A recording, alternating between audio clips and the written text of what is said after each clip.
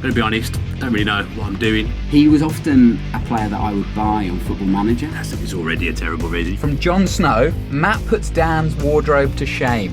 You know nothing, Jon Snow.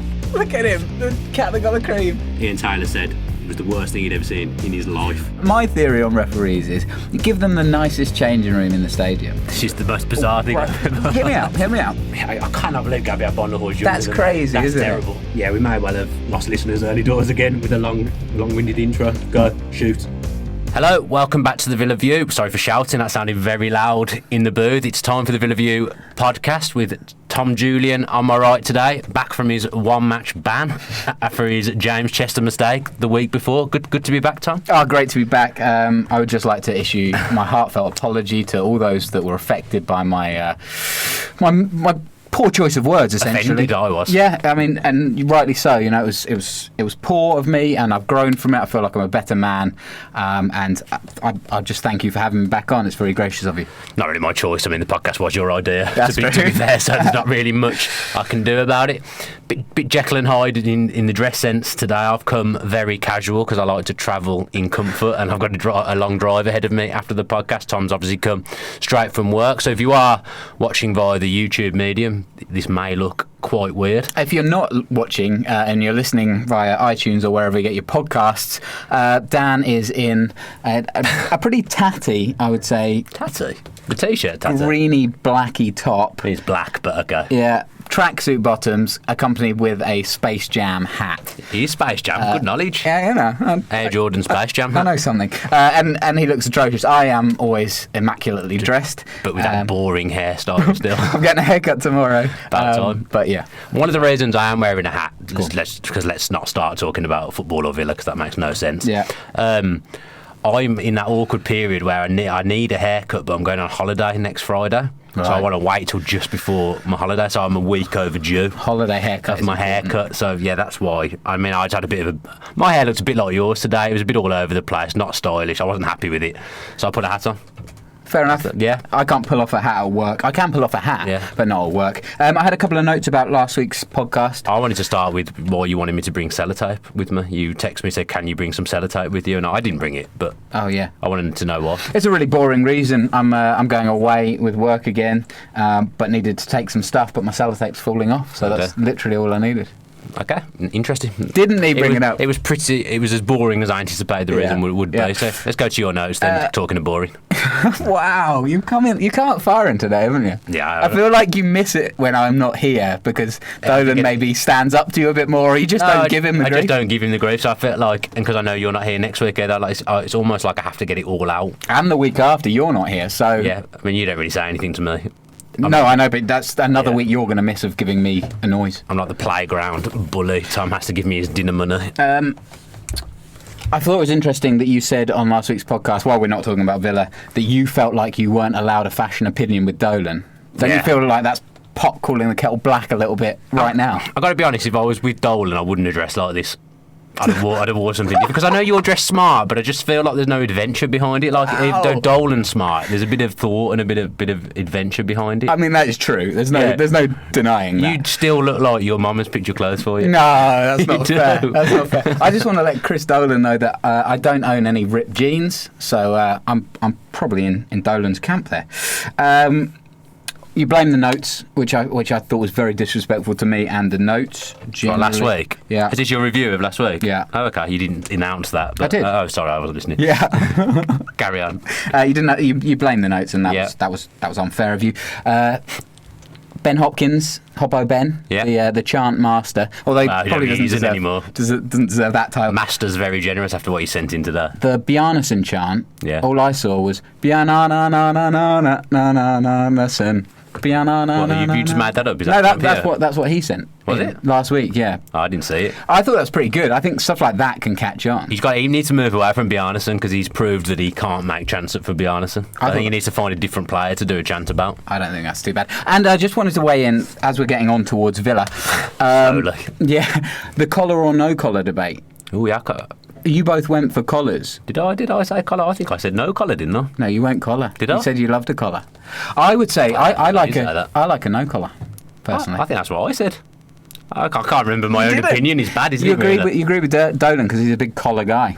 I mean, when it's hard when Dolan's in there and he's talking about fashion. You're under pressure. You're under the cosh. Oh yeah, believe me, I know. Yeah. I'm ultra defensive when Dolan's talking to me about fashion because he does it. I'm not in the position to talk about it tonight, but I can tell he does not rate the way I dress. No, I mean, there's no doubt about it. He's picked on my shoes a couple of times when I've been doing Villa Facebook.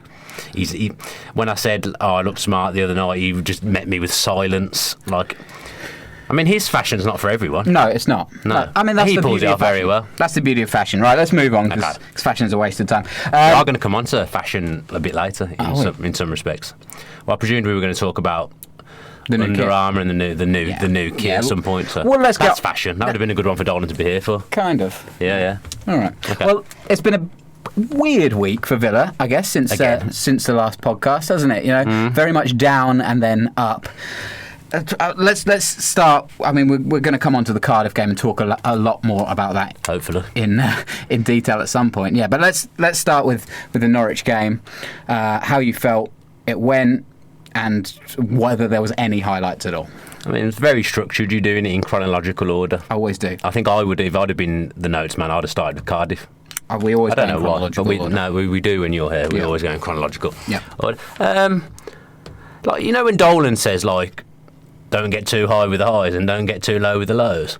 I find that very difficult with Villa because there does seem to be you're either sky high or you rock bottom. I've noticed with you that you have got more high with the highs and more low with the lows as the season's gone on. I started off quite calm, didn't Yeah. I? Yeah, it means a lot. It means I'm not saying it doesn't to anyone else, but I really want to go up. I want to get out of this league. But I think it means more when it gets towards the end of the season and there's less time to recover if you drop 3 points. And we've been on such a poxy run, really, of games that we should have won, and we were dropping points all over the place. And Norwich was another one. I was speaking with a friend of mine, Ollie Baines, who occasionally listens to the show, but he's a Norwich fan, and he was predicting a 3-0 loss for Norwich. Yeah, Norwich fans were not confident. Yeah, and yet we've come out of that, and it's another massive 3 points lost, especially when Cardiff slipped up to Wolves. Yeah, I mean, I went on the Norwich City match preview as well, and made the bold statement that other than Maddison, there's no Norwich player that I would have in Villa's team. And then we go and chuck it and lose 3-1. I think Grealish scored, which is always nice. Good goal, quite astute finish.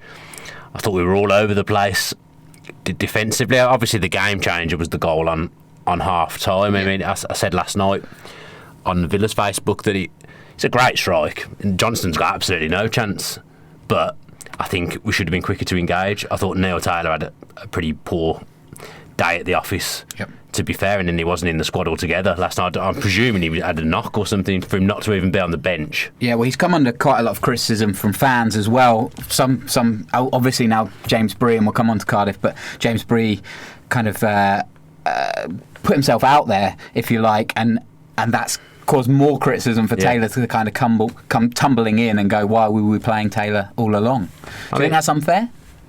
Not really, because the guy's the only left back. As in, do you think the criticism is unfair of Taylor? I thought last season Neil Taylor was, when we signed him, I wasn't really sure what we'd signed him for, and we'd obviously lost Jordan Ayew, who I actually liked and thought was a good player and had a decent season for Swansea. So at the time I was a bit confused by that deal, but then when Taylor actually played and came in for Amava, we were better defensively. Yeah. So I was happy with that. But last season we played a more defensive brand of football, whereas this season whatever people say, we have tried to be more expansive and we've been much better going forward. But that's the side of his game that probably isn't his strongest. He's very good defensively, although he wasn't at the weekend. But coming forward on the overlap, he does struggle, and he just looks like he's low on confidence to me. He looks like a player who's lost his place to a right back all season. To me, he would have expected this season, being the only registered left back at the club, I'm sure he would have expected to play the whole season when fit, and it hasn't gone that way for him at all. I mean, he's got plenty of international experience, plenty of Premier League experience. He's played in the Euros semi-final, so there's a player there, but for whatever reason this season it's just not happened. Do you think there's any complacency there? The fact that he was the only left back, was that a danger in hindsight? Maybe. It might be reading too much into the situation. No, it was something I was concerned about at the start of the season. I thought we needed another left back, but to be fair, credit to Alan Hutton, he's played left back most of the season, and I think he's played very well, probably been in our top 5 performers of the season.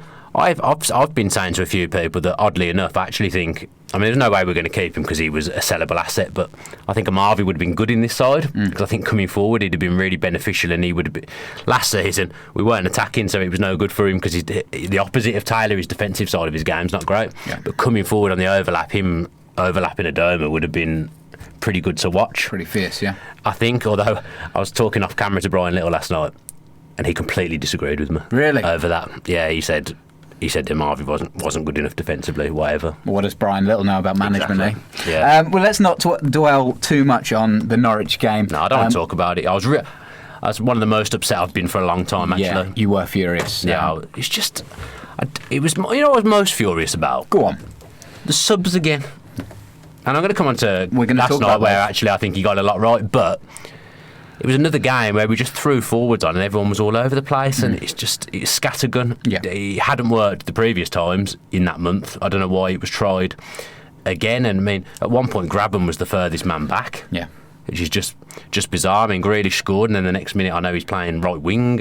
It just felt like no one really knew where they were supposed to be playing, and I just think taking the wingers off and bringing a load of strikers on doesn't work because that's the service gone. And that's been a consistent theme, hasn't it, throughout Bruce's tenure? The choice of subs first of all, but then the use, the timing, the players and the positions. It's been a constant bugbear for the players, for the fans, but probably for the players as well. You know, where they're not comfortable with the positions that they're coming on potentially. No, I mean I'm repeating myself a little bit because I talked about a lot of this stuff in the Cardiff match preview. I've completely forgotten what I was going to say, Tom. This is how strong this podcast is. I've just started talking and completely forgotten. Good. Where he's did a lot of good, Bruce. Yeah. But I think he was very brave criticising the players after the Norwich game because I thought he needed to look at himself a little bit after that game, and maybe he has. Maybe it's no good for a manager to come on TV and slag himself off. Probably doesn't look great, does it? So maybe that's why they don't do that. Maybe he was questioning himself internally, but he just subs strange and have been for the last month until last night. Yeah. Well, if you do want to recap the Norwich game, I don't know why you would. I wouldn't recommend it. But it is the start of the Cardiff preview, right? Yeah. So yeah, go back and watch that. But we'll get on to the Cardiff game now. Yeah. Yeah, we can be happy again. Aston Villa 1, Cardiff 0. Jack Grealish with arguably the strike of the season, and what a great time to score that one. Talk through. Let's start with that then. The goal. We're not going in chronological order. We're not going in chronological order for the game. On. We'll go back. No consistency with you. We'll go back to it, but just talk us through the emotions in the Holt when that goal went in. Oh, brilliant! It's absolutely phenomenal. You knew as soon as he struck it, that ball was going to go in the back of the net. Even when it looked like he was heading towards the post, I still thought that's in. I was up. It felt like everyone was up as soon as he hit it. Like they just knew that he was going in, and it was the person you'd want it to fall to. Really, he's in good form at the moment. He's a confident lad, and he's playing some of the best stuff he's played in his fledgling career. Really, so I've been saying I spoke to his brother a bit, and I was saying to him, Jack needs to shoot more. He's got a good shot. Why doesn't he shoot more? And his brother agreed with me. That's something he needed to add goals to his game. And to be fair, I know he's only scored 2, but he is shooting more now, and he's got a dangerous strike, and he's just such a good player. And I get the same satisfaction when he scores as I used to when Ian Taylor scored, because I just know that he loves Villa. Yeah, he genuinely loves the club and wants to do well and wants to get us back in the Premier League. So it was just a great moment. It was quite. I wouldn't say I enjoyed the game last night, but it was a lively affair. It's one of those games where. The referee's terrible, making all kinds of awful decisions. Cardiff are dirty, fouling, horrible team to watch, ugly as sin.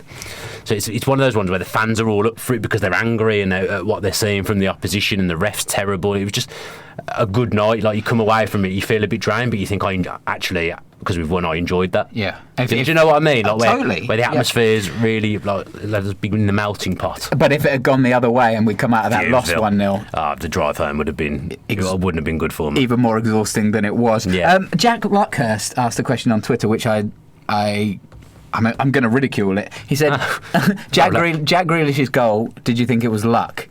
I just think, no way. Like, the amount of times he would have practiced that throughout not only his career but his life, like, he would have been waiting to hit a ball like that. And I said last night it kind of was straight out of the Paul Scholes book of goals. And it was. Everything about it was timed to perfection.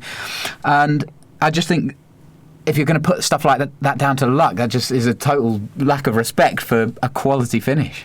I mean, the technique for that is unbelievable. That ball's come a long way down.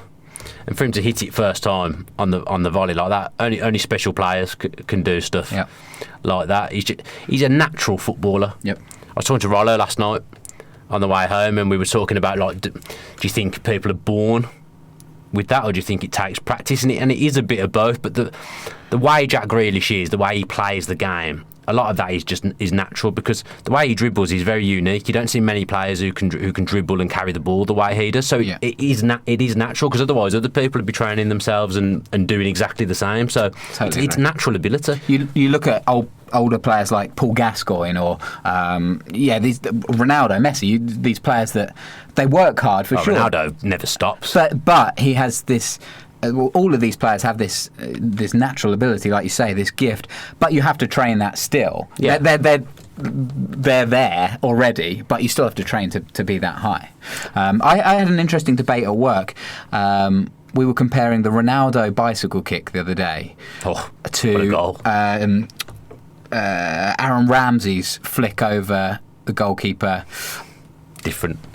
I would say, so he was saying that Aaron Ramsey goal was much, much better. Much, much better? Yeah, he was saying it was a push-cast. You should cut ties with this guy. Right, so he was saying it was a push-cast goal of the year quality. And I was like... It was a good goal. It was good, but I thought he had more chance to score than Ronaldo did. The keeper wasn't very well positioned. The Ronaldo finish is once in a lifetime. It's incredible. Goal. And what he was saying, his argument was that it is, not many players can do that, sure, and so there's a certain amount of luck to be able to connect with a ball like that. And I was just like... What, Ronaldo's? Yeah.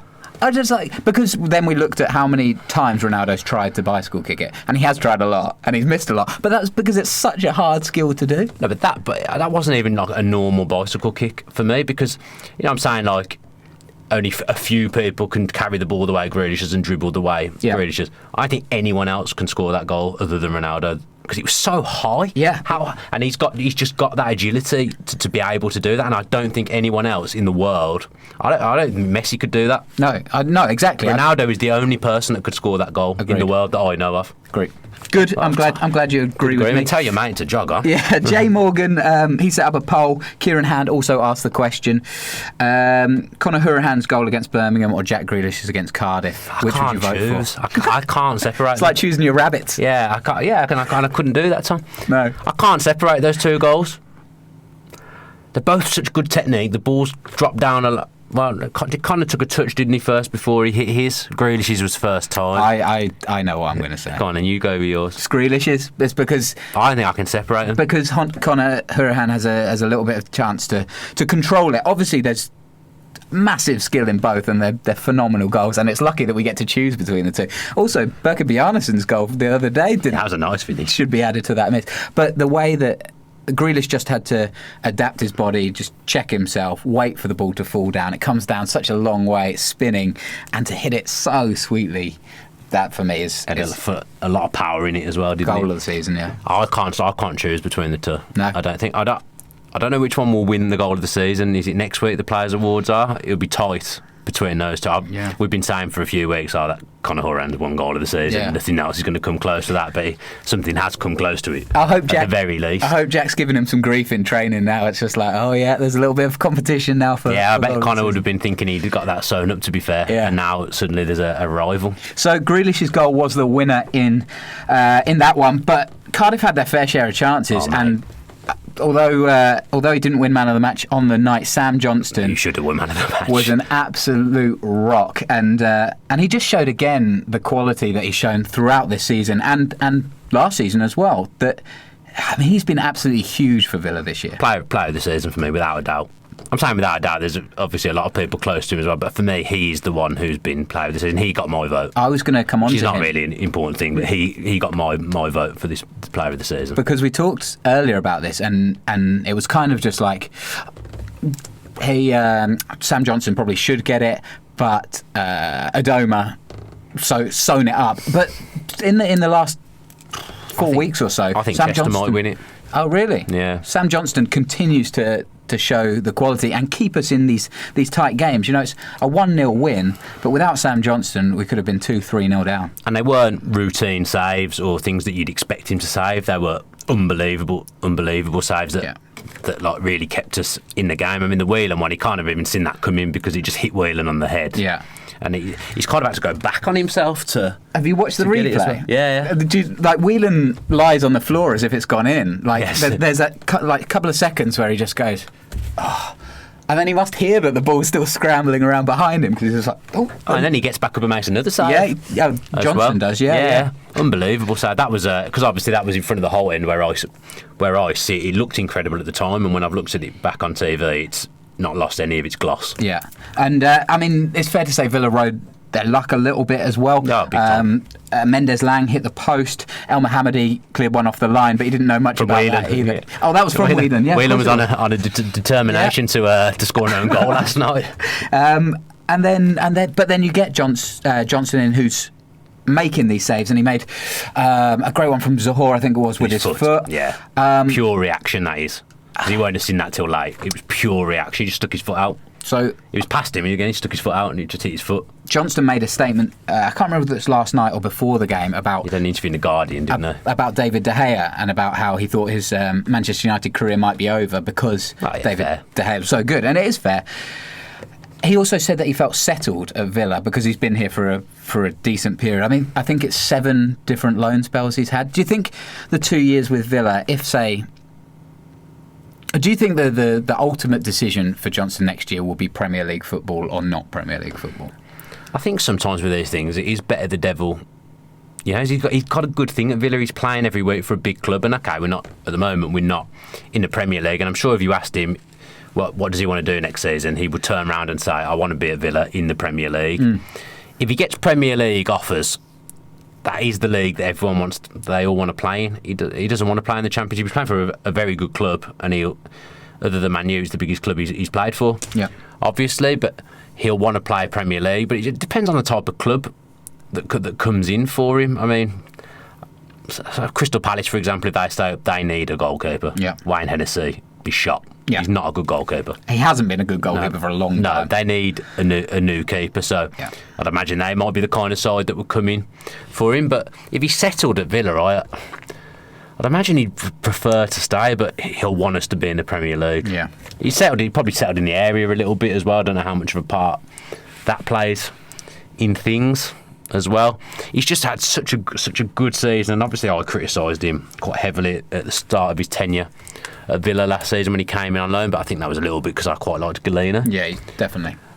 But to be fair, he didn't go for the best of starts, Johnston, either. No, I mean, he was 23 at that point and still a very raw keeper, wasn't he? So he's grown up so much at Aston Villa. He looks like a proper goalkeeper. Really does, yeah. I mean, fan cams last night, his distribution was getting questioned a little bit, but I couldn't care less about his distribution when he's pulling off saves like that. I don't think his distribution's that bad. I just don't think there's anyone for him to really play it to. It's not like we're a massive side, is it? No, it's true.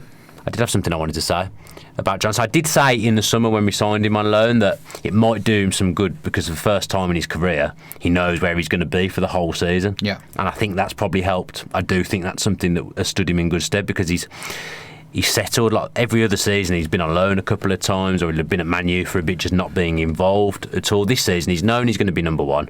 He's known where he's going to be for the whole season. John Terry in front of him's probably helped a little bit as well. I believe the goalkeeping coach at Villa, Gary Walsh, is a good goalkeeping coach, very well rated and very well liked at Villa. He's got Man U connections as well, so that's probably how he was Walsh that wanted Johnston and brought him to the club, and now it looks a brilliant move, and I just hope we can keep him permanently because I really like him a lot. I like the way he's bounced back from that difficult spell at the start as well, and he said himself in the interview with the Guardian, did I say it was with, that he didn't start great. It's nice to prove people wrong and have people singing his name. I mean, they were singing England's number one at him last night. He turned around and gave it the big thumbs up after his saves. He's just such a good goalkeeper, and I really like him. And he undoubtedly for me, he'll play for England at some point. Yeah, well, that's it, and that's part of his future plans as well, to be in the Premier League. Because you're right. I've said that before. He's although he deserves it, he he's not. I don't think he's going to get into the World Cup squad. No. But if he was playing this well in the Premier League, then there's no doubt about it. So, I mean, I hope it's with Villa, obviously, but it will be an interesting period for Sam Johnston in the summer next year. Let's talk about the players in front of him, because there was a whole lot of change last night. Yeah. I mean, when the squad came out, when the starting lineup came out, there was ripples around Twitter and around Villa fans everywhere going, not very happy about Jednak. I wasn't involved in it, but the Villa View WhatsApp group, there was a few bold statements in that. I won't dig anyone out. I can tell you, nobody was. There was a few bold statements in there. Nobody was came back to haunt people. Yeah, for sure. I was always confident that we'd win last night. I said in the preview, I said on the Villa Facebook, I was confident we'd win because I knew that it was relatively full at Villa Park, and I just think in those big games this season, we've turned up and we're in the main at Villa Park. We've won. You think of Birmingham, Wolves, Bristol City. Those games we've been unbelievable, played really, really well, and last night was one of those again. It was a different type of game, but I thought we played really well, especially in the second half. I thought we played some nice stuff. I mean, the left-back situation needs to be rectified in the summer, whatever league we're in, because Transabi was playing there, and he's not even really a right-back, is he? He's a centre-back. So he was playing left-back, and obviously he's gone off injured. I thought last time Jednak played centre-back against Derby and Sheffield United, I don't want to see him play centre-back again. You weren't alone. But that game last night was the perfect game for him to play centre-back, because it suited him, because it's not like Cardiff are going to run in behind you, which is what was causing him problems with Derby and Sheffield United. He just got to be the leader, throw himself into things, win the headers, which is what he's good at. And for me, he was man of the match last night. I'm sorry, after Johnson, I think he was man of the match. I've got to ask you, though, is that a tactical thing by Bruce? Has he actually gone, Cardiff aren't going to run behind, therefore we can play Jednak? Or was it just a desperate situation? Because you say that, and you're right, the fact that Cardiff weren't going to run him behind, but he had such a torrid time against Sheffield United, so obviously it wasn't a tactical decision then. Do you know what I mean? Or is it a kind of a product of a bit of luck, really, that Jednak, and Yednak's quality, that he pulled off a performance like he did? I mean, Samba was back on the bench, wasn't he? And he hasn't played for months, really. Yeah. Because you'd think he'd just come in. But obviously, because he's had no game time, they didn't want to risk doing that. Well, I've got to say, when Samba came on as a sub, did you watch it on TV last night? Yeah. I don't know whether it came across on TV.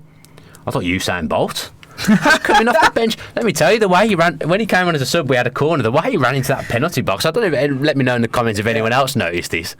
I've not seen him move that fast when he's playing. I'd have to. I'll tell you what, running on as a sub, that was Usain Bolt stuff. Honestly, I'd have to watch it back. It didn't. I wouldn't have liked to have been in his way. He was like, oh yeah. I mean, he's obviously a big lad. Once he gets going, you're not going to slow him down. The Samba train, as he was coming on the pitch. But I like when he came on as well. Speaking to Rolinson last night, Rolinson was like, I always feel like it's a bit of a comedy when Samba comes on for some reason. Like, it makes me chuckle. Yeah, and he's a bit like that. I don't know, but he's done well when he's played this season. Yeah, to be fair to him. Simon O'Regan in Twitter says, bearing in mind his last appearance at centre back, I think Jednak deserves a mention. Headed everything away last night against physical opponents. He's an absolute must to start, as he offers a presence no other player does in our midfield. I thought that was interesting that he said an absolute must to start, because it's getting very competitive around that midfield area. I mean, he'll presumably keep his place if John Terry isn't fit against Leeds, you would have thought. But they've got a big lad up front, haven't they, Lasoga? So who would you bring Samba back in, do you think? Samba? Sam, yeah. Nah, he'll play Jednak. It doesn't sound like Terry's going to be fit for Friday, does it? No, it doesn't. Steve Bruce said if he was a betting man, he wouldn't go for it. No, so if he's saying that, I'm not banking on seeing him. Although we didn't actually know that Terry was going to be missing, did we? Bruce kept that pretty close to his chest, to be fair to him. Saying he's a must start for some games, I would have started him. Say if we had a fully fit squad, that would have been a pick for me in midfield, because it's his type of game. Like when he came in against Birmingham, it's his type of game. I'd say more so than Bjarnason's type of game or Whelan's type of game in defensive midfield, although I actually think, apart from his determination to score an own goal, I actually think Whelan had a decent game. I thought they all played well last night. But it was a good battling team performance, and Cardiff have come there to try and rough us up, and I don't think they succeeded. I think we've out-battled them. We've probably took them by surprise, the fact that we could match their physicality last night, and I think the second half we played them off the park. I mean, just going through the team a little bit. I mean, Whelan obviously didn't know he was starting, finds himself in the team because Bjarnason's got injured in the warm-up. So it must be difficult to come in no circumstances, but at least he's kind of prepared for the game because he probably knew he was amongst the subs. For Bree, to not even know, to turn up at Villa Park thinking I'm not even in the 18 tonight, I'm coming to watch the game, to find himself on the pitch after 20 minutes, I thought he acquitted himself very, very well. Yeah, if you haven't watched the game or read anything about it, if this is your only news source, one, poor you. Yeah, you need to work on that. But two, James Bree originally not in the squad, as Dan says, and then injuries to Bjarnason meant that he came onto the bench, and then an injury to Axel Twenzibi meant that he was brought on after about 25 minutes and acquitted himself very well, considering. He reminds me a bit of, I don't know whether you've noticed this, he reminds me a little bit of Luke Shaw. He's just the way I know he's a right back. He's playing left back last night, but just the way he moves and dribbles and the way he carries himself, and probably the fact that he's probably lost a little bit of confidence to what's happened to him with this move. He just reminds me a little bit of Luke Shaw for some reason. Yeah, there's definitely parallels there. I mean, looks a bit like him as well. I feel a bit sorry for Luke Shaw, because I mean his career's kind of nose bombed. He's got to go in the summer. Yeah, definitely. But I mean James Bree, not dissimilar, hasn't had the game time that he probably would have hoped to get at Villa, and yet last night came on and showed what he could do. Ben Kennedy, does Bree coming on show that Bruce is getting the balance of the bench wrong? If Bjarnason had played, Whelan would have been on the bench and Axel Twanzebe would have got injured, who then would have covered at left back? Bjarnason, I presume. But I do know what he's saying. It's an interesting point, that. Because there is some times where I think, like at the weekend when John Terry went down, and this was before I knew that Jedinak could do a good job as centre-back. Yeah. Again, I was thinking, why is Twanzebe not on the bench? It didn't make any sense to me because I didn't feel like there was proper centre-back cover. I mean, I wouldn't want to. Sorry, I get distracted.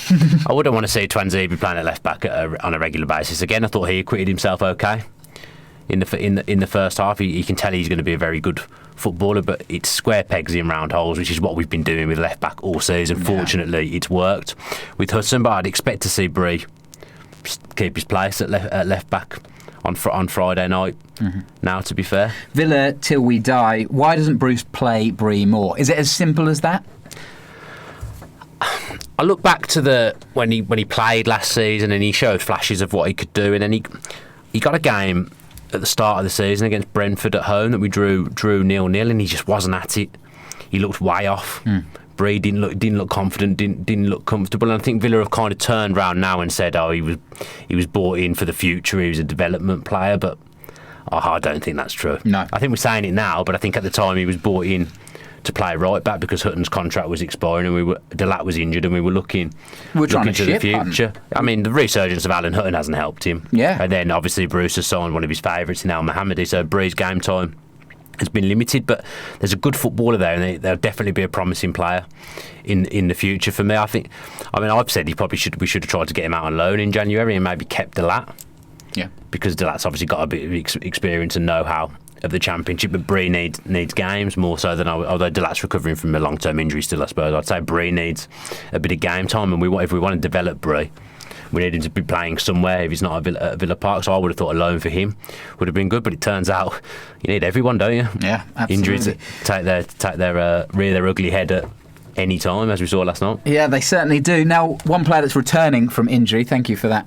You're teeing me up there. Segue, Tom. Yeah. Your favourite word. I haven't used it in months. I could see you were dying to use it then. You were just trying to avoid it. Absolutely was. Jonathan Kodja came back on. Looked sprightly. Yeah, he did. Footwork looked brilliant. I think it was on the right-hand side there, where he was dancing around defenders. What did you make of his performance? Game changer. He was the one who I felt tipped the game in our favour. Adoma looks jaded to me. At the moment, he's not, since he's had that injury. It's like you've read my notes. He's not really been the same player. He's had an exceptional season, Adoma. His goal output and the way he's played all season. He's had a very good season, but he looks tired at the moment. I actually thought Kodja would come on and play left, but he moved Graben to the left and Kodja as the lone striker. And Kodja he stretched the Cardiff defence in a way that we hadn't done all game. Suddenly Bamba was getting pulled all over. I actually think Bamba had a very good game for Cardiff last night. There's something about him I quite liked. It feels like Sol Bamba's been playing forever to me. I used to work at Hibs and he was playing at Hibs Did you? And that was a long time ago. Feels like a long time He's ago. a typical Warnock player. It's totally Bamba. right. Picked up no club, picked up on a free when Warnock came in. Yeah. Was cast aside at Leeds, wasn't doing well. Goes to Cardiff and they're sitting in the top three. And Bamba's a big part of that defence. Thought he had a good game last night, but Codger caused him problems. He was making him have to come into areas that he didn't want to be. And actually, I thought Grabban was more effective on the wing. I mean, he played a lovely through ball to Horahan, who he couldn't get his feet sorted, and that was a good chance missed. But Grabban looked better on the left and Codger looked good up front, so I think that's maybe something we look at. I think Adoma needs resting on Friday. It's a good chance to maybe utilise the squad a little bit. Adoma, he's getting pulled every game, Adoma, so give him a rest, play someone else. Particularly when we're pretty much there now with playoffs, and you've got the quality to bring in. It's not like it would be a huge drop-off. Adoma's played really, really well this season, but at the moment he's not performing at his peak, and we will need that from him come the playoffs. Yeah, and when Codger's come on in the previous games, it's been when we've been throwing all the forwards on, and we haven't really seen the best of Codger coming on, but he came on his own last night, playing in his position up front, and like you say, he just looks so sharp. You wouldn't know he's not played any football since September. I think he just looked really, really sharp, and he's the wild card going into what I think will be a playoff campaign. Obviously, there's still vain hopes of top two, but I think there's too many variables now. And Fulham, I want Fulham to stay there because I don't want to play them in the playoffs. Well, let's have a look at the table, unless there's anything else you want to talk about from... No, I think we've pretty much covered it. Everyone I wanted to talk about. Yeah, the fan cams from the game are up now on the Villa Views YouTube channel, so make sure you check them out. Always good stuff there. So let's have a little look at the table. Obviously, Wolves still atop, 8 points ahead of now Fulham, who move into second place as we speak. Cardiff still have a game in hand, so Fulham are on 81 but Cardiff on 80. They got a game in hand, but that's against Derby, so not the easiest, one would say. No, and that's turned into a real grudge match. Derby will want to win that. Did you see that Sean Morrison video of him slagging off the Derby centre-backs? Vile. Really? Yeah, he got leaked. Him basically saying that the Derby defenders was what I took away from it. I did a tweet earlier on today. I mean, at one point Morrison was lying on the floor, time wasting at 0-0 with absolutely nothing wrong with him. So I was like, he's giving it the big one. Obviously, you're a proper defender if you're lying on the floor when there's nothing wrong with your time wasting at 0-0. And then obviously he was the one who headed it or cleared it for the Grealish goal. But that's turned into a massive game now. Derby Cardiff obviously got postponed the first time round. A little sheepishly, I think, that game. Very dubious. Got postponed, so that's going to be a grudge match. And they're now not winning 3. Well, even without that kind of lighting the torch paper, if you like, if that's the phrase, can't remember. Derby are on 68 points. They've got a couple of games in hand over Villa. But they're on 68 points, level with Millwall, who are 6th. Then you've got Middlesbrough on 66, Bristol City and Sheffield United both on 65, so they're still kicking about. I mean, if Derby drop the game against Cardiff, then it's really open for one of probably just Middlesbrough or maybe Bristol City to try and sneak in there as well. I would think that we'll be looking at Villa v Derby in the playoffs. I know, I've just said that and then thought, well, obviously, Daniel, they're sitting 4th and 5th at the moment, so that's what's going to happen. But that's just how I think it'll end up.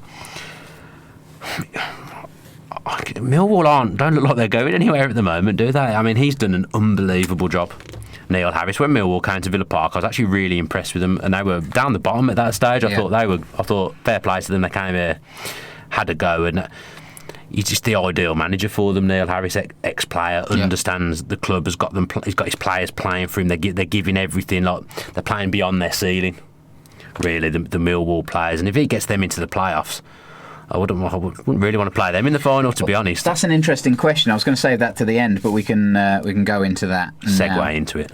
We can if you like. Where are we? Andy Tarver says, ideal playoffs. What would they be for you? So I'll go with mine to give you a bit of thinking time if you like. Okay. That means you've already thought about it. Yeah. No, Adam. Yeah. Preparation is everything. You know me. Right. So I'm going to presume that Wolves and Fulham have gone up automatically. Aston Villa. Big presumption, Tom, that Fulham are going to go up automatically because Cardiff still got that game in hand on them. They're only a point. I mean, Andy Tarver's asking for our ideal playoffs, right? So ideally, yeah, that is ideal. You're right. Fulham go up second. I didn't understand the question. Villa finish 4th. Cardiff. Villa finished third. Cardiff fourth. Millwall fifth, and then Middlesbrough sixth. So Derby fall out of that. Listen to that. No, yeah, I've got it. Middlesbrough sixth. Right, so we play Middlesbrough. We beat Middlesbrough. Cardiff and Millwall kick lumps out of each other. They don't like each other. I don't think Cardiff and Millwall. Yeah, well, nobody really likes Millwall, do they? I've got nothing against them. Yeah. Anyway, just being safe in case I get that's true. lumps kicked out of me at any point. Then we Millwall win their semi-final, so we take them on at Wembley. I think we'll do them at Wembley. I wouldn't want to go. I wouldn't fancy that one, though, would you? A nice day out at Wembley with the Millwall fans. Or Cardiff fans, particularly. No, that's true. That would be my ideal, I think, at looking at it. I mean, I look at it and really, let's say, okay, top two, Wolves and Fulham. Cardiff aren't going anywhere. We're not going anywhere. I'd probably stick Middlesbrough and Bristol City in there, ideally, because I know we can beat them. Okay, so we haven't lost to either of them this season. Who drop out with Derby and Millwall? Yeah. Ideally, just because I know we can beat them. So it's psychological. Yeah. From a psychological point of view, I'm taking it. It'd be a weird one, wouldn't it, if we had Millwall at the end of the season and then had them 2 games back to back in the playoffs as well? I wouldn't like that because they would come out with the mentality of, right, let's injure some players before the playoffs. We'd have to play the kids that day, I think, play the under-23s, because you wouldn't want to lose anyone. That's a very good point. Very good point. I mean, we could end up might look like we're going to be playing Derby. We've got Derby penultimate game. So the same thing, isn't it? Yeah. Could end up playing Derby pretty close to the end. I actually printed out the fixtures of Villa, Fulham and Cardiff for the last few games, and Villa by far have the toughest last couple of games. Got Derby and Millwall. Fulham's running good, isn't it? Fulham have got Brentford at home, Millwall. A couple of Derby games Millwall in there, away. I suppose. Sunderland, who are technically fighting against relegation, but are pretty much down, and then Birmingham last game of the season. And Cardiff have obviously that extra game. They've got Norwich, Nottingham Forest, Derby, Hull, and Reading. None of those really, apart from the Derby game, jump out at you, do they? The thing is, though, when we looked at our fixtures and we had QPR, Hull, Bolton, we messed it up. Yeah. So funny things happen, don't they? They do indeed. Yeah. So that's a bit of a recap of the Cardiff game. As I say, the fan cams are on YouTube now. So some interesting news broke today. Yeah. A couple of bits. Bodymore Heath is no more. Recon have bought the naming rights 5 years to Bodymore Heath, so it becomes the Recon Training Complex. I like that. I like the word complex. Sits well with me. Does it? I don't know why. It's just a word I like. Villa have invested obviously a lot of money in Bodymore Heath of late, and it has become one of the state-of-the-art facilities, really, and Recon's promise is to continue investing in technology and innovation and just kind of keep it developed, I guess, and keep it state-of-the-art. Does it matter to you, the name of the training ground? No, I've got no real ties to the name Bodymore Heath. It doesn't tug at the heartstrings. Do you think it'll still be called Bodymore Heath? Not by Dr. Turner. No. But probably. Yeah. People, I mean, St James's Park's a Sports Direct Arena, isn't it? But everyone still calls it St James's Park. Would you be annoyed if Villa Park changes name? 100%. Yeah. But you've just said there that it would probably still be called Villa Park. Yeah, but I wouldn't like it, and I don't think they'd do it. No. I think training ground's a compromise for doing that kind of thing, isn't it? What about the Holt End? No, you can't change that. Yeah. That's interesting. I agree with both of you. The ground's sacred. It doesn't get touched. Training ground. I don't think it matters if it helps us financially. Then I'm all for it. What about the other stands? No, I wouldn't want it. I wouldn't want them changed. No. Okay. Interesting. So Recon, as part of their deal, they said that they're going to be they get access to players. And what does that mean? I didn't get that. So I was going to put this to you. I wonder if they're going to be a similar sponsor to Unibet and try and do some more stuff for the fans. Social stuff. Yeah. Try and make opportunities for the fans. Obviously, I've got no idea, but that's kind of what that meant to me. I'll try and find out. Please do. Yeah. Yeah. I'll do my best. Your Inspector Clouseau hat on. Does he wear a hat? He doesn't wear one like this. Not one of those. No, that's yeah, interesting. Any more thoughts on that? Not really. It's early days, isn't it? I mean, I've read the same thing that everyone else. Yeah. As read it. As I say, if it helps us financially, then I'm all for it. And people often say, I think someone asked a question of, if we don't go, do you think Dr. Turney will sell the club? Oh yeah. This shows the man is long term. Yeah. He wants to be at Villa for the long haul, and he wants to get it right. At Villa, it's kind of him stamping his, not his authority, it's kind of him stamping his brand on Villa a little bit, isn't Yeah. it? His other business areas. Yeah. I mean, Recon is essentially what owns Villa, doesn't it? Yeah, I mean, Recon Group. a lot of owners do that kind of stuff, don't they? They merge essentially their businesses together. Etihad's pretty heavily involved in Man City's It's the training Etihad ground. Arena as Yeah, well. in the training ground as well. It's all branded. Sports Direct Yeah. was the same. Yeah, I'm happy with it. I think it should work well, and I think if it's going to help with the technological side of it as well, Recon seems to be a switched on company. Dr. Tony's kind of ahead of the times from a technological sense, if that makes sense. So if we can bring Bodymore Heath forward a little bit more as well, it's a good thing. Yeah. Another bit of commercial news. Villa are going to part ways with Under Armour, who's been the kit manufacturer for the last couple of years. They do the training kit, obviously, and the playing kit as well. So expect a new kit, a new design, and some new training wear for Villa next year. Always exciting in your calendar, isn't it? Well, they've said that it's going to be innovative. What we're doing has never been done before, which says to me, and this is guesswork, All right. I don't know anything. I'm interested to hear your opinion here.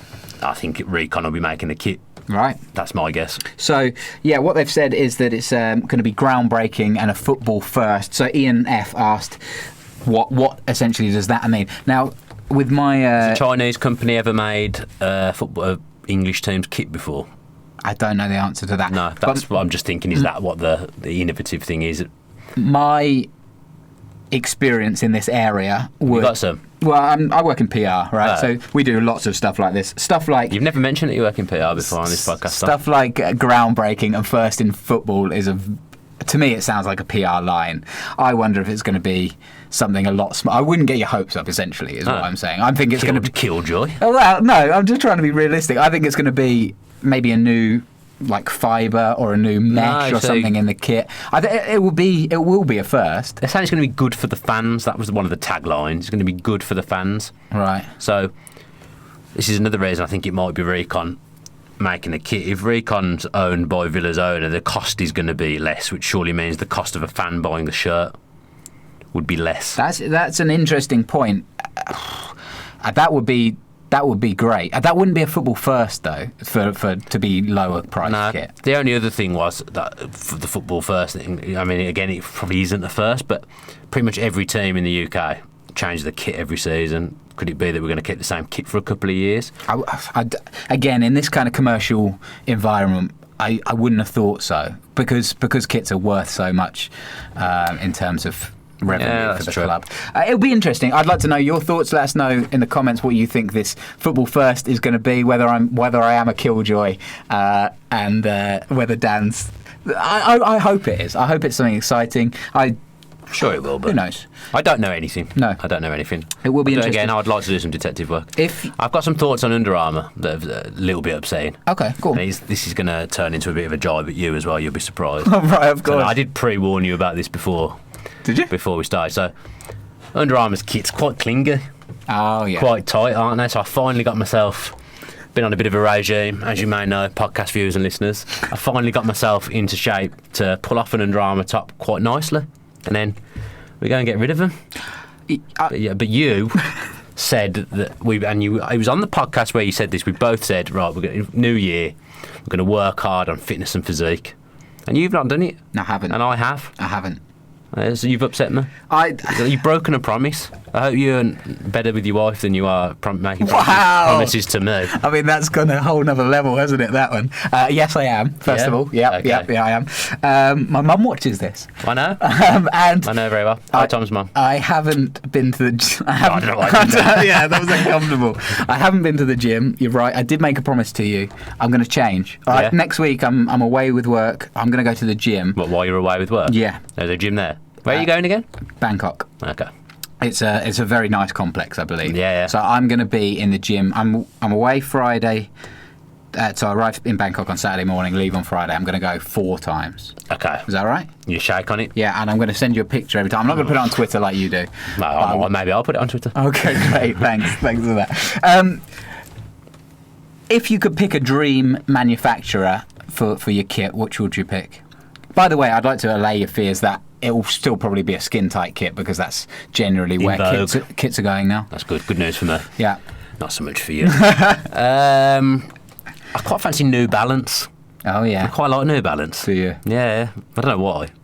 I think we maybe talked about this last week. I mean, I can't really remember what I did this morning, let alone what we talked about in the podcast last week. But I was saying, I think my first pair of boots was New Balance because my dad was being a cheapskate. You did say that. Did I? Yep. Yeah, Dad didn't want to know about spending money on football boots, but fair play to him because I'm not a very good footballer, and he obviously saw that and didn't want to spend big money on boots. True.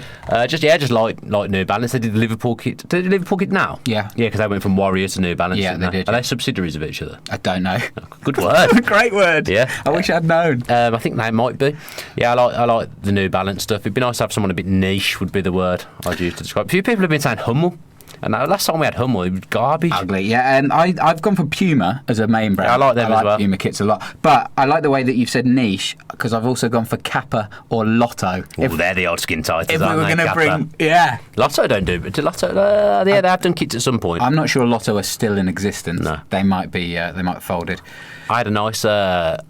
I used to like the Kappa stuff when I was younger. I had an Italy shirt that was Kappa and a Roma shirt with my name on the back, 16 Bardell, that I was very fond of. I used to have a pair, going back to boots very quickly, I had a pair of Joma boots, which I love. More rugby boots at Joma. No, they were centre-back boots. No, were they? Yeah. Still don't see you as a centre-back. I prefer to play right-back, but needs must, Dan. I'm versatile, Yeah. you know.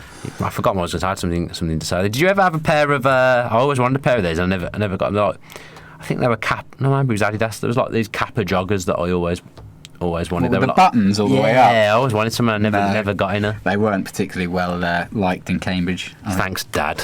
I didn't get in her. He didn't get you anything, did he? Yeah, he didn't take me to Wembley in '94 because it was my mum's birthday. Still buys you a kit, to be fair.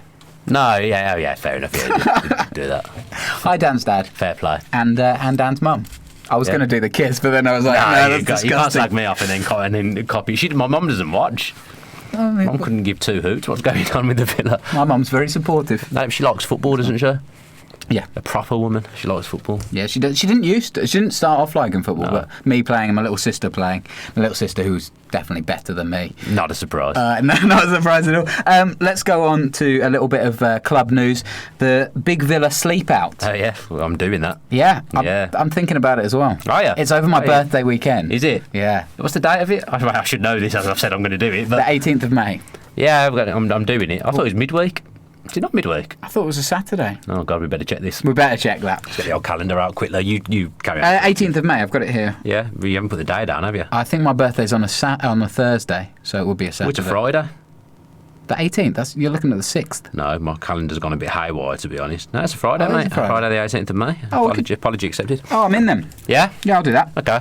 I believe it's going to... Well, I don't want to say too much in case it doesn't happen, but we should be getting filmed for the Villa View at the very least, so it could be interesting. I think it's a worthy cause. I think it's Kerry who does a lot of stuff for a lot of work with Villa fan. Kerry who does a lot of... I can't say her second name, so I'm not going to try and say it. She does a lot of stuff for the homeless, and she's pushed it this season. Villa got Villa involved, and they did the food. She was involved in the food bank stuff. So I think it's kind of raised awareness of it to me. Yeah. So I want to know what it is like. I mean, I know it's not going to be the same because obviously we're within Villa Park on the concourse, but I want to know what these poor people go through, really. Yeah, homelessness is... I mean, we're getting on to a bit serious now, but homelessness is horrible. I spent a night out. The weather this year. I've spent a night out with a homeless man before to raise awareness, like on the streets. Yeah, and experience. It's disgusting, quite frankly. Yeah. So this is to raise money for Birmingham's homeless community.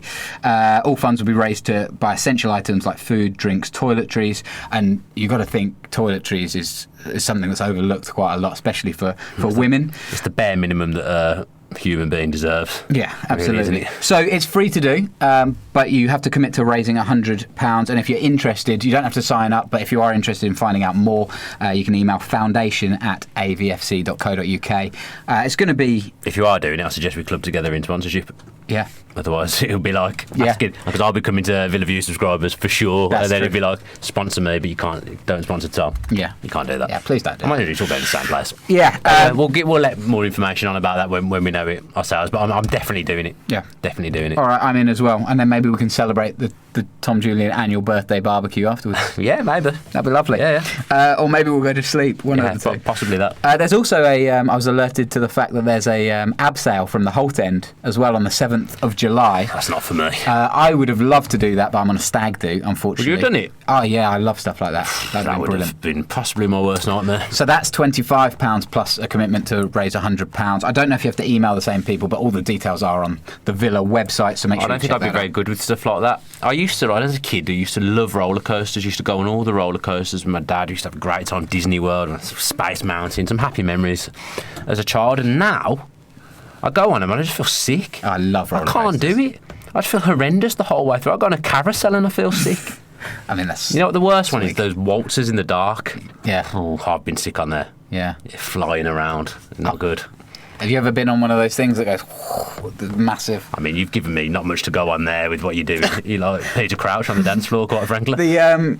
You go really high up in like one of those bubbles, essentially, and then you're just spun around, and there's another one on the other end. Well, you wouldn't get me in there. No. You wouldn't get me in there, no. I love a bit of that stuff. Anyway, that's the 7th of July, so look out for that and look out for information on that one as well. We're already at 55 minutes, would you believe it? Time's flown, Tom. We did ramble on a bit. Yeah. I've got sellotape and whatnot, all the hot topics. I didn't ask to bring that up. And I told you I was going to bring it up there. Okay, so should we get to a couple of questions? Yeah, if you've got them down on your phone, we're here. Your battered phone. Yeah, I know, I dropped it the other day. That phone has been in the war. It's got sellotape all over it. Is that why you wanted the sellotape, really? No, this has been sellotape for weeks. Hot topic, the sellotape on this podcast. Very much so. Monkey Boy and Jacrispy Oakley, they ask similar questions. Should we start to rest players now or try and go into the playoffs with form and consistency?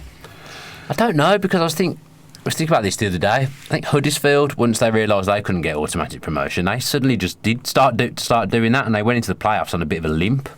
And then they were the ones that obviously ended up being promoted. I think you can afford to take 1 out, 2 out here and there, but I wouldn't want to be chucking in whole reserve sides unless it's to protect ourselves against Millwall. Yeah. Dan Hayward agreed. Adoma needs he kind of asked the question, does Adoma need a rest? And that kind of fits in with that one as well. We kind of think so. I should just say Ian F and Jay Morgan both asked about the kits. I can't remember if I said that or not. Jay Morgan is with you. He thinks that we'll produce our own this year. Yeah. It makes sense, doesn't it? Yeah. So wonder when we'll find out. Yeah. Was there usually it's in the summer, isn't it? Yeah. Usually you find out when there's no football and you're desperate for news. Yeah. That'll be something for us to talk about in the summer. Absolutely. Gareth Thomas, 85. The result last night shows in big games that we have the formula to win like we did against Wolves and Bristol City. The big game mentality is all part of Bruce's master plan. His track record of getting promoted through the playoffs shows he knows how to get it done. In Bruce, we trust UTV. An unusually positive pro-Bruce kind of slant there from Gareth Thomas. Usually we get quite a lot of, is Bruce the right guy? Should he be sacked? Should he be sacked if we go up? All that kind of stuff, don't we? I think you can't underestimate the mess that he will have walked into in the state that we would have been in when he came. Do I think we should be doing slightly better? Yes, but it could be worse. Yeah. And if you'd have told me that we'd be 4th at the start of the season, I'll get stick for this, but I probably, especially after the start we had, I probably would have taken it. Yeah. I mean, we're in touch still. It's not over, but it's unlikely. I think he's done a good solid job, Bruce, overall. Linda Pallett, the difference in players when the crowd gets behind them is amazing. Must be a vocal crowd for the last two home matches. Special mention for James Chester again. One of the most consistent players we've ever had. James Chester, but I agree with what Linda's saying there. When the atmosphere's there and we're behind the lads and it's a big game and Villa Park's full, we come up trumps most of the time, and it's a good sign if we are going into the playoffs. That is that in the big game we can come through. It just depends what we do in any away legs. Yeah. And I've had some unhappy trips to Wembley in recent years, so that's a worry as well. Yeah. But I'd like to think. I mean, it's time to break that curse. We've got John Terry, who's led his country out at Wembley. Jack Grealish, who's ran the show against a good Liverpool side at Wembley. James Chester scored in an FA Cup. El Mohammedi's won the playoffs before. Yeah, so we've got players that have played at Wembley and know. Yes, Snodgrass. We've got players that have played at Wembley and know what it's about. So I think it's a Doma player. Did Middlesbrough get promoted by the player? Oh no, I think they might have lost in the playoffs to Norwich actually one year, and a Doma played. Maybe. But we've got players that have been there and done that will know what Wembley is. So I fancy us if we are in the playoffs. I do fancy us. Yeah, good. Yeah, done. Nice. there will be a Leeds preview, won't there? We haven't really even got onto Leeds. There's been so much to talk about. Save it for the preview. Yeah, there's a whole preview to do there.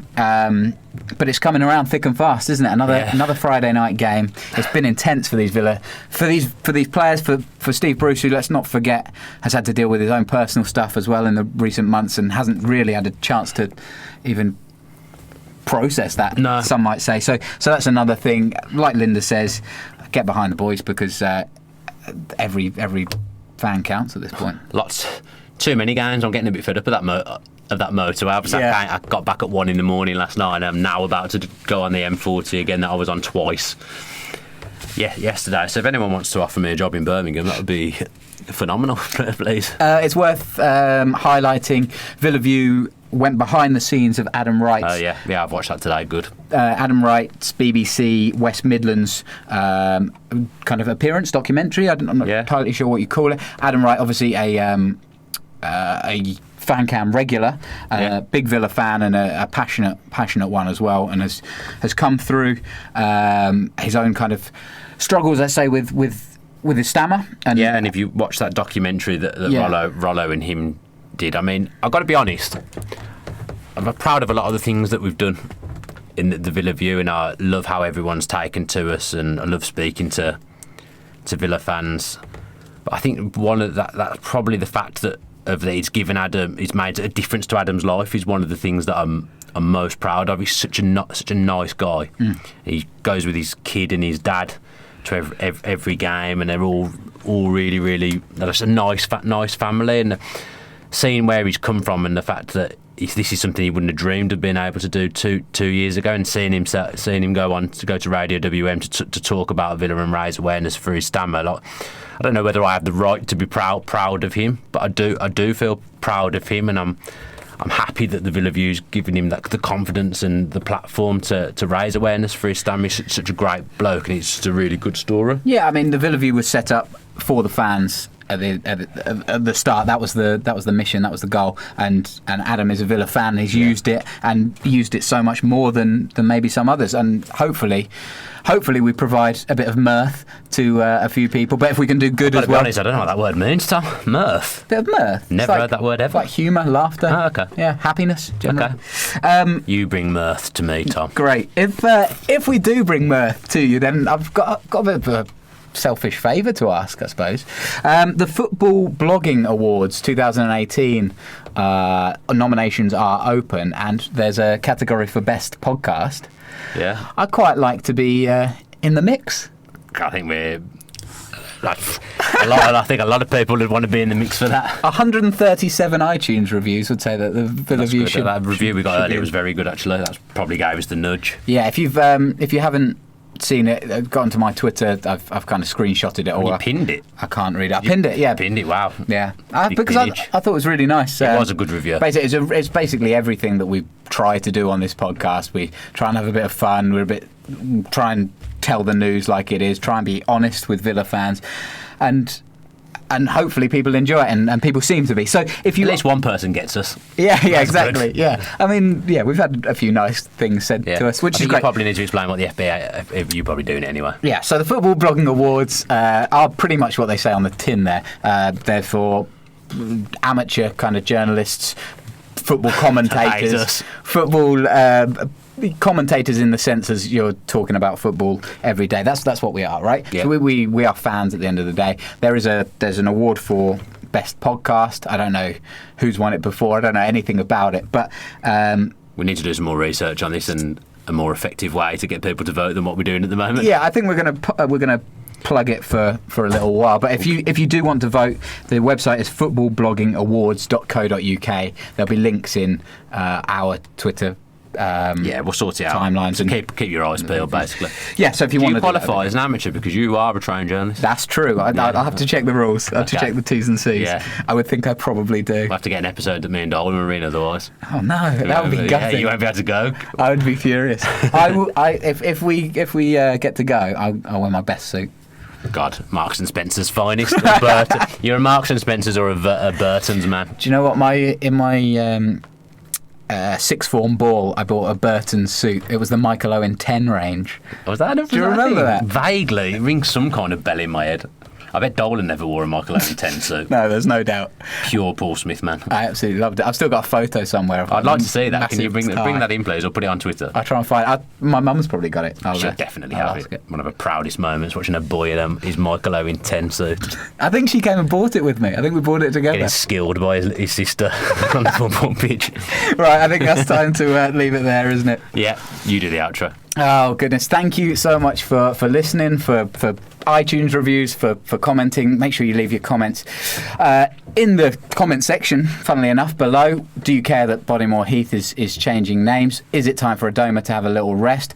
How much would you mix it up? And do you want to see Jedinak at centre-back again? Shall I wear a cap next week as well? Yeah, I won't be here next week, so Chris Dolan will be back. I'll have had a haircut. It will be back. Oh, so will I, but yeah. You won't see it. No. Chris Dolan will be back in that seat. Dan will be back in this seat. Worth saying Dolan does not like sitting that side. No. His best side is this side, apparently. And then the following week, you're away. Yeah. So it'll be Chris and I looking after it. So we did say at the start of April it would be a bit of a chop and change, and we're keeping it fresh. It's very scattergun, like the substitutions at times, but isn't it? We are trying to push it out while we all do full-time jobs. So So I hope you're enjoying the content, and that is the main thing. If you have enjoyed it, please like and do subscribe if you haven't done so already, with your post notifications on.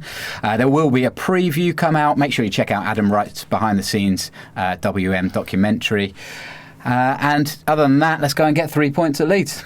Ready? At Leeds? Against Leeds? Against Leeds. Yeah, you failed. You did so well, and then you just fell at the last hurdle. You didn't have to bring that up, did you? I think, people would have noticed it, but thank you very much for listening or watching. As Tom says, we really enjoy doing it. You can't help yourself. And we're glad that other people enjoy it as well. So, yeah, up the Villa.